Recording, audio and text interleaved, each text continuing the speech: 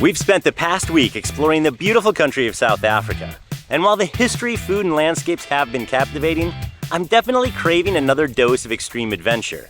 Turns out, there's a place just a short drive away where you can cage dive with Africa's apex predators, the Nile Crocodile. So Colt and I are leaving the girls above surface for a bit while we submerge ourselves in a bucket list experience that we hope to return from. Let's get to it. We're the Lockwoods, and we're traveling the world to experience up close and in person all the natural wonders and distinct cultures that our kids would otherwise see only in textbooks and TV. If you've watched our other episodes, you would know that Colt is obsessed with what? Reptiles. He catches lizards everywhere we go, is obsessed with geckos, and he knows just about everything there is about reptiles, huh? Yes, but I don't catch the alligators. I leave them alone. I tried to catch one though. Funny story. He did actually try to catch one. He snuck up behind a mama alligator. This is years ago before he knew better. So it looks like we found the mom. She's huge! Get back now. Behind there, because it's not safe. But he knows better now, right? Yep. We're staying at Babylonstoren. It's a farm hotel, and it is an awesome place. If you come to South Africa, you cannot miss this stop, and you should watch our previous episode where we go in detail and show you all around and show you why it's so wonderful. But it's probably only a 5-minute drive to La Bonniere, and that's this reptile park that we're gonna go to. Colt, they're Nile crocodiles, but tell me, what is the difference between an alligator and a crocodile? Alligators are the calmer ones around humans, and they have a thick-ish snout, but crocodiles have like a thinner snout, almost like a caiman, and much more aggressive. That makes me nervous. Are you nervous at all, Colt? I'm not really nervous at all because we're gonna be in a cage, so there's no way it can get to us. Unless the cage breaks. I doubt that. Brooklyn and I are gonna be sitting pretty. We're just gonna be watching, right, babe? Oops. But we're not gonna be at risk at all. What about you, Phil? Are you nervous? I'm not nervous at all. I'm actually excited now, and I was thinking this whole time that South Africa, known for the Atlantic waters that they have right off the coast of like Cape Town, where we were talking about doing the shark diving, and honestly, I'm not a big fan of cold water. I've been diving for decades, but I don't like diving in cold water. It takes almost all of the fun out of it for me. So I was thinking that maybe that would be the case here, but honestly, it is so hot today, right here in Winelands. So I don't care how cold the water is gonna be, it's gonna be very refreshing to jump in. And I think we do wetsuits anyway. So honestly, I think once we get in there, it's gonna be great. And from the pictures that I've seen, it looks like the visibility of the water is actually pretty stellar. So that's gonna be cool. So it's not like you're in a river with crocodiles where the visibility is really bad. I think it's gonna be a very fun experience, and I'm excited. But I know that Phil is gonna have fantastic footage because he has this awesome little device around the camera to protect it from the water. Still makes me a little nervous. But here, I'm gonna use my phone and video so he can tell you all about his camera. This is our really good workhorse camera. It's a Sony a7S III, and it is about $3,500, and then the lens is another $2,000, and this microphone is another $400 or so, but we're not gonna take this underwater. This pops off. Wasn't it like 20? And then this little $400 wrapper here goes all the way around and is completely sealed off. So we'll be able to use this underwater like a GoPro, even though it's still gonna have the microphone receiver in there, so that as soon as we come up, as soon as we surface, we can talk through the microphone again. So pretty much the best audio you're gonna have for underwater stuff, and by far the best video footage you're gonna have for underwater stuff. It sounds like at least the risk to the equipment is higher than the risk to the life, because my babies are way more important than the camera. Even though I'm gonna be watching, I arranged this for the boys, and the cage diving had to be purchased in advance. We had to do a bank transfer for that. But we're buying tickets to get into the park as we arrive. So if you just wanna come, don't wanna dive with the crocodiles, you can just show up and enter. Erin from the future here. You may have noticed we've been lugging around these duffel bags because our pedal jumper flights that we're taking through the African bush have restrictions on hard case luggage. But we usually travel with proper suitcases, and over the years we've assembled quite the collection. Since every trip we take has different packing requirements, and we always want to travel with the smallest bag possible, we've ended up with small ones, medium ones, and huge ones. Light bulb. But our latest addition is the Velo 3-in-1 expandable suitcase that converts from a 16-inch small carry-on to a 22-inch medium check-in to a 26-inch large check-in. You can literally double the storage volume in 1 second. That's the difference between the perfect den for Libby and the perfect hiding spot for Brooklyn. And swapping sizes just takes the press of a button. It's so easy, even a gecko could do it. Thank you, Dexter. So not only does the innovative design reduce the amount of suitcases you need to buy and store, but it comes in really handy for holiday travel when you only need to pack gifts going one way, or when you're flying to a great shopping destination and you just need more space on the flight home. It also has all the critical features we would want in any luggage, like adjustable compression panels, 360-degree silent spinner wheels, and the latest TSA locks. But my absolute favorite thing is the full width handle that means no more annoying humps that make it so challenging to pack one side of your suitcase. There's literally nothing we don't like about this luggage. It saves money, it saves space, and makes so much more sense for smart travel. Get yours at followabc.com/velo or by using one of the links in the description. They even sell 100% pure crocodile oil here. Janet, what is this for? What do you use it for? You like cook eggs in it? I use it on my skin. Skincare. Yeah. Bullet wounds, gunshot wounds. Basically anything skincare, eczema, sunburn, complexion. That's awesome. Good to know. Thanks. I'm 55 years old and I use it on my skin, so it let me feel younger. Beautiful. We're gonna do a tour of their facility. They have more than crocodiles, but we're gonna learn about those too. Thank you. Ooh, baby! These are baby Nile crocodiles, and they're 6 months old, but full grown, they're the second largest crocodiles in the world. So the ones they're gonna be swimming with are gonna be huge. This female just laid the egg in the water, so the egg actually drowned. So there's nothing in here. No, nothing. It's an alligator, crocodile, or a crocodile egg. The leopard tortoises are about the same age, 6 to 8 months old. Super, super cute. I didn't know they would be so cute. So these are the little bit older babies. 3 smaller ones are between 8 and 10 months old. I like this guy. Yeah. Some more Nile crocodiles. They're still babies, but a little bit older. Only 2 out of 80 Nile crocodiles will make it to adulthood. These guys are in pretty good shape and well fed because they're in captivity.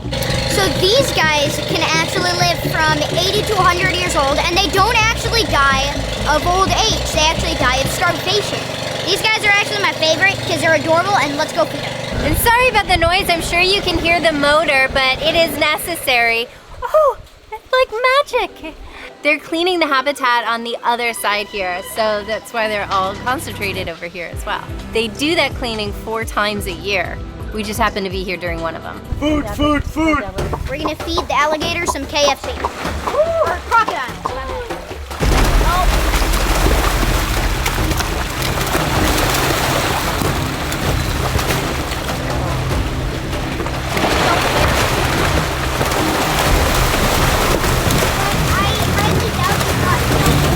This is just a little snack for them. This is not their real food. Let me give you one as well. Also grab by the legs. Yeah. Drop it right in front here. Hold up.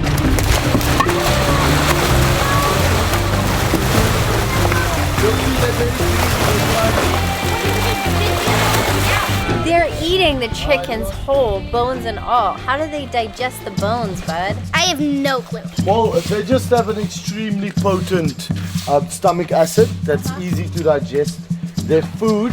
But why we feed whole prey items is very important, because with a crocodile, you need 3 compartments to their food.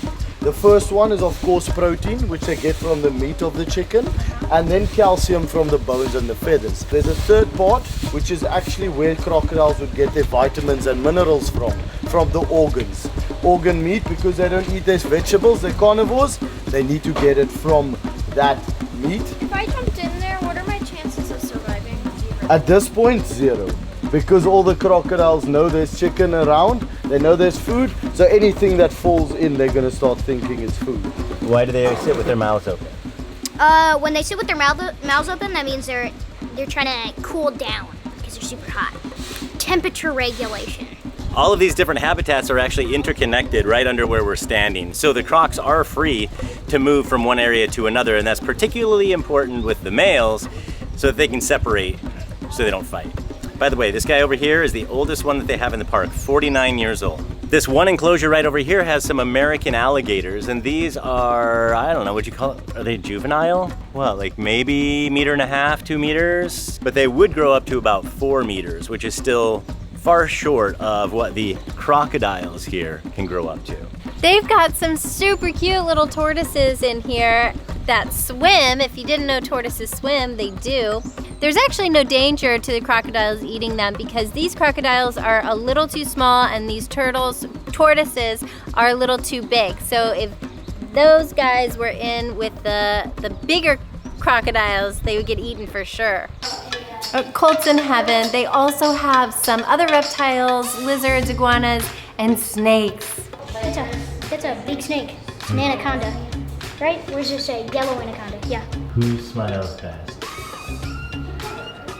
This is a king cobra. Chinese banded king cobra. Colt, they have a black mamba. I wish there was a safe way to make the spitting cobra spit, but there's not. He's bringing me an albino California king snake so I can hold it with my hands. Just put our hands flat like that. Put your hands flat. There we go. And her name's Marshmallow. Marshmallow? That's perfect. You want to hold it, honey? Put your hand out flat like this. No, put one hand over his head. It's heavier than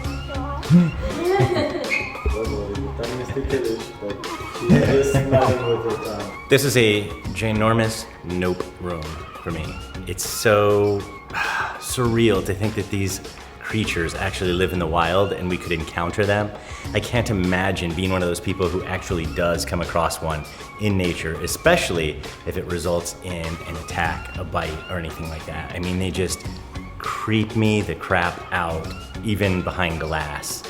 And I would just freak if I saw one out in the wild. Because, I don't know, I don't think that things like that should be able to kill humans so easily. Heebie-jeebies. super fun, and this is probably the best part of my day, not even the Crocs. But let's go swim with some Crocs. And I don't mean these.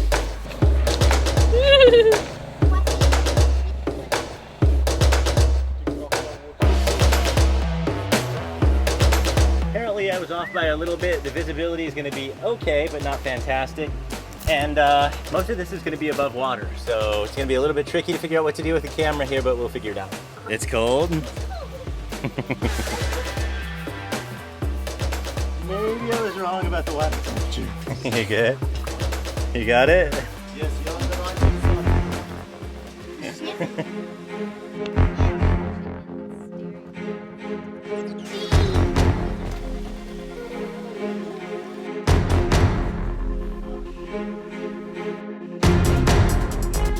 You gotta get the games, buddy.